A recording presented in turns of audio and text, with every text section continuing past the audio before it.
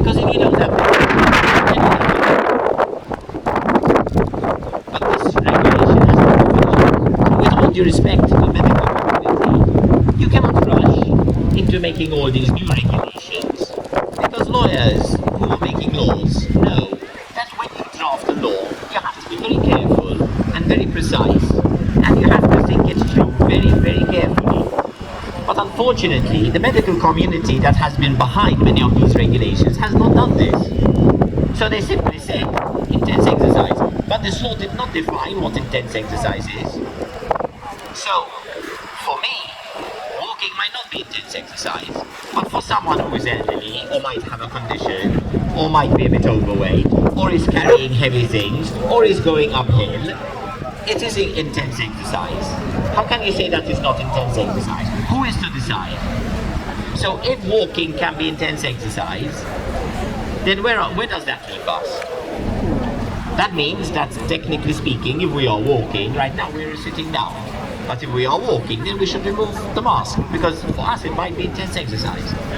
Who is going to decide? Is the warden or a policeman going to decide whether it's intense exercise for you or not? Do you have to go to court to explain to the tribunal, for me this was intense exercise because I was out of breath? Okay, I go and play football. So I'm supposed to wear a mask when I walk onto the football pitch. And the moment I leave the football pitch, I'm supposed to wear it again. But anyone who plays intense exercise knows that for the first 10 minutes, 15 minutes, you're out of breath. Especially if you've done a good workout and you've really tried to win. Yes? It doesn't mean that suddenly you're going back to breathing normally, because your body is still needing to take in extra breath. But I am breaking the law, even though my body is telling me I need more breath, I need fresh air. But the law is telling me no, I can't, because now you've stopped playing football. So the next 10-15 minutes, you have to wear a mask. You see, of course it doesn't make sense. And let's face it, the authorities know that we are right. They know. In fact, a few months ago, the Superintendent of Public Health herself said that it's not known as yet what the effect of masks are, whether it is effective. So how is it that suddenly things have changed?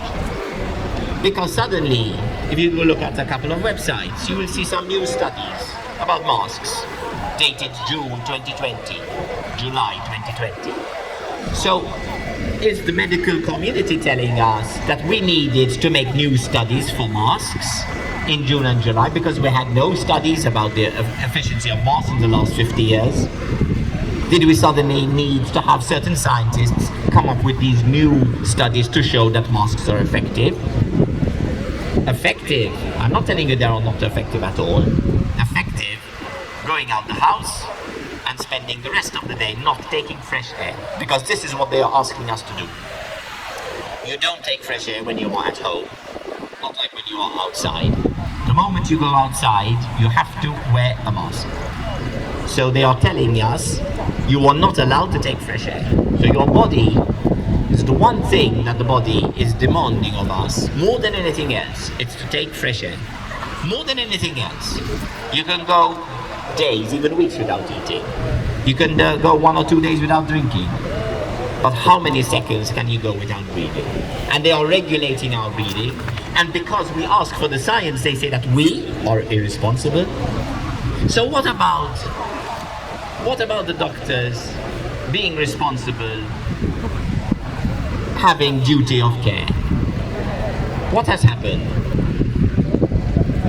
I have another question for our medical community, which I do hold in high esteem, let me please remind you. So don't think that we are trying to knock them, but sometimes people can make mistakes. And it is important in society, in a free society, that when we see those mistakes, we point them out. Because the medical community here has been putting a lot of pressure on our government, on our cabinet, to declare a state of public health emergency. So I ask the medical community, on what basis? You're talking about science. Have you presented the science to the people?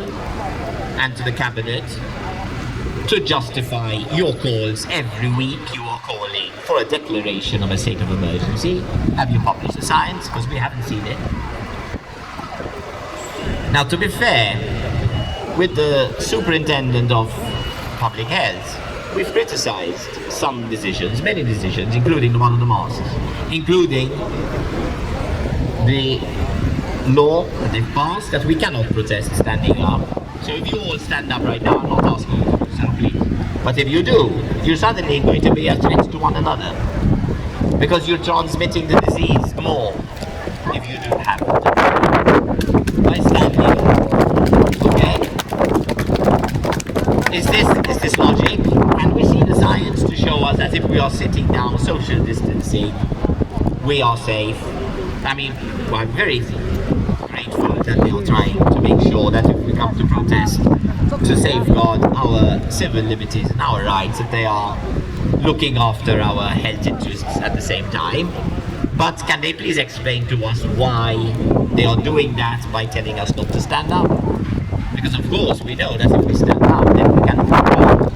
Whereas if you sit down, then the protest is much more limited. So again, we are not making allegations, but we're asking. Of course, we're still here. We're asking, do you consider us so unthinking that we think that it makes perfect sense that we are not allowed to stand up? Do you think that we are going to accept such a regulation when you don't give us the science? But to be fair, the Superintendent of Public Health has done things that we agree with, because the Superintendent of Public Health has not called for a state of public emergency, and we agree with that, and we support it, and we hope that it remains this way. But I will go further. The Superintendent of Public Health never declared an epidemic on the Maltese Islands. So if you don't declare an epidemic, how can you declare a state of public emergency? Because the Health Act talks about a state of public emergency if you declare an epidemic. Now, keep in mind, I use the word epidemic. I did not use the word pandemic. But in the last 6 months, there's been so much about the word pandemic. You know that the Health Act does not even mention this word. There is nowhere in the Health Act that it mentions the word pandemic. So really, it's not even important to us from a legal point of view. What is important from the legislator's point of view is an epidemic. What is the difference? A pandemic is an epidemic of global proportions. It doesn't mean it's everywhere in the world, but it's sufficiently widespread to be of regional or of global concern, and we call it a pandemic. But that has nothing to do with our own state of emergency. Otherwise, we need to see, is there an epidemic in Malta or not? Now, the Superintendent of Public Health never declared an epidemic on the Maltese Islands, and in fact, if you see the statistics, this is why we say we agree with her. We agree. There has never been an epidemic. That is why you never called or declared an epidemic. There has never been one. So why are we taking draconian measures on the basis of a pandemic? Because our law doesn't talk about pandemic, it talks about epidemic.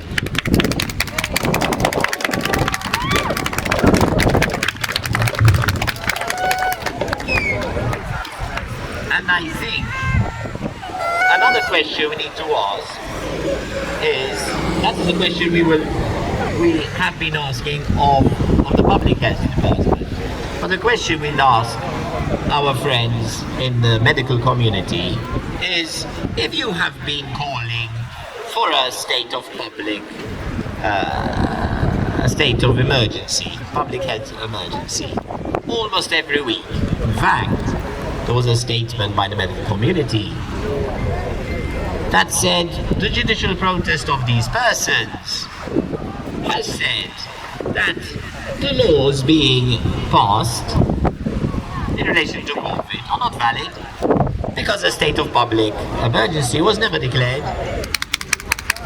And this is what the law says: you need to declare a state of public emergency. You cannot just decide that you're going to take powers before you declare a state of public emergency. So the medical community said, even more reason now, because they're saying it's illegal. So you must immediately declare a state of public emergency now. So my question to the medical community is, do we have an epidemic? Because if we don't have an epidemic, how can you ask our public health department to declare a state of public emergency?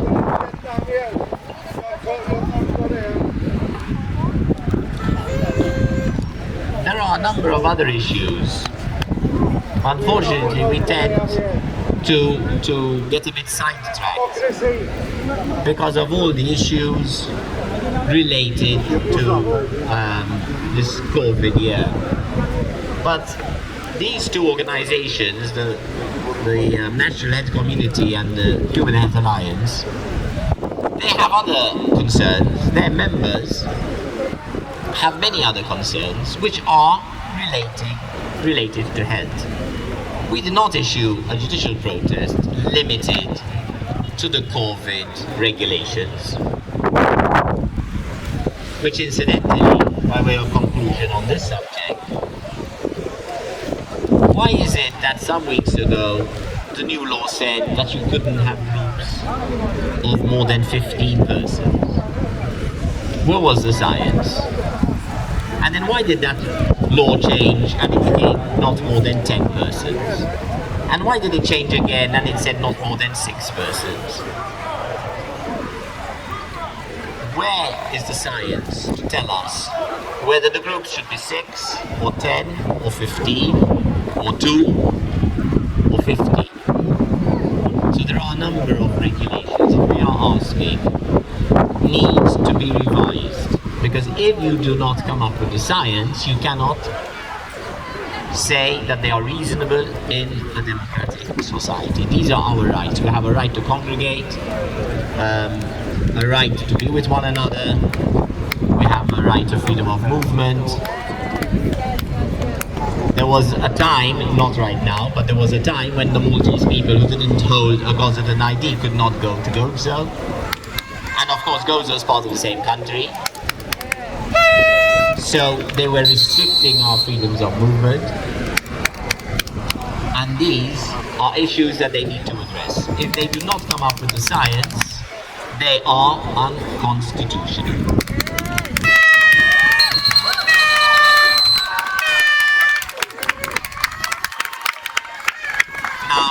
I like to say that lawyers can say a lot of things, of course, and you always get two lawyers in a court of law. One says white, the other says black, who's right and who's wrong. And they try to make the best case they can. So someone can say, yes, but maybe your argument is not that good, and there's a counter-argument. So really what we like to do as lawyers is we quote judgments. We quote judgments.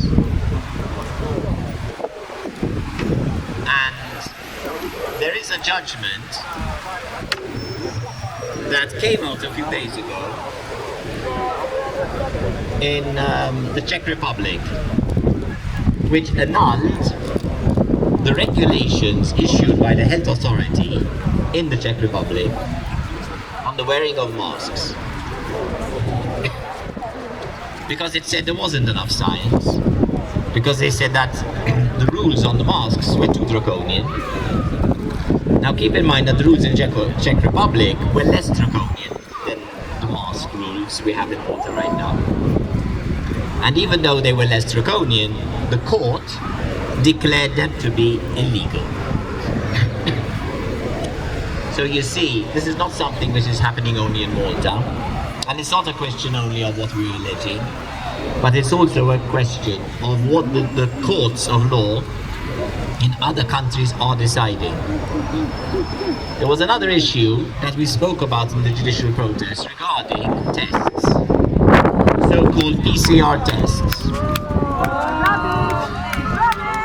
Now, we made no allegations, we're not scientists, but we were quoting other scientists who are saying that the PCR tests are not efficient.